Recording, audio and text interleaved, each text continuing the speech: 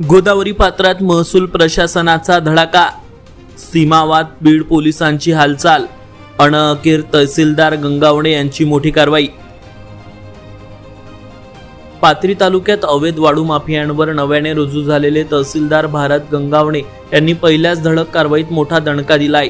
माननीय उपविभागीय अधिकारी संगीता चव्हाण यांच्या मार्गदर्शनाखाली तसेच तहसीलदार भारत गंगावणे यांनी गठीत केलेल्या विशेष पथकाने एका दिवसात 2 वेगवेगळ्या ठिकाणी अवैध गौण खनिज उत्खनन व वाहतूक प्रकरणी मोठी कारवाई केली।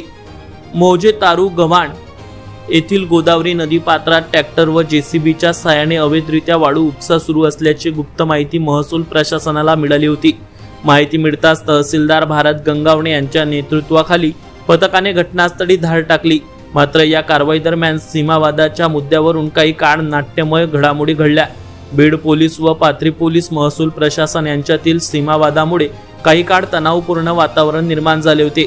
तरीही तहसीलदार गंगावणे यांनी पथकासह धाडसी भूमिका घेत कारवाई पूर्ण केली। यावेळी जेसीबी क्रमांक MH12EB 1655 तसेच हिरवा रंगाचे विना नंबर जॉन डियर कंपनीचे ट्रॅक्टर जप्त करण्यात आले। सदर वाहने पुढील कारवाई तहसील कार्यालय परिसरात जमा करण्यात आली आहेत। दरम्यान मौजे बाबळगाव येथून अवैधरित्या वाळू वाहतूक करणारे आणखी एक ट्रॅक्टर महसूल प्रशासनाने पकडले।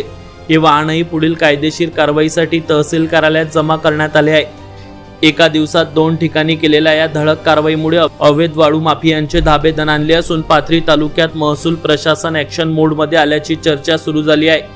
नव्याने रुजू झालेल्या तहसीलदार भारत गंगावणे यांनी सुरुवातीलाच अवैध उत्खननाविरोधात कठोर भूमिका घेतल्याने महसूल विभागातही खळबळ उडाली आहे। या कारवाई दरम्यान तहसीलदार भारत गंगावणे, नायब तहसीलदार रमेश धोपे, ग्राम महसूल अधिकारी साजिद सय्यद, शेख परवेज, सुखदेव चव्हाण, कोतवाल तसेच वाहन चालक अतुल जोशी उपस्थित होते। स्मृती गंध न्यूज, पाथरी।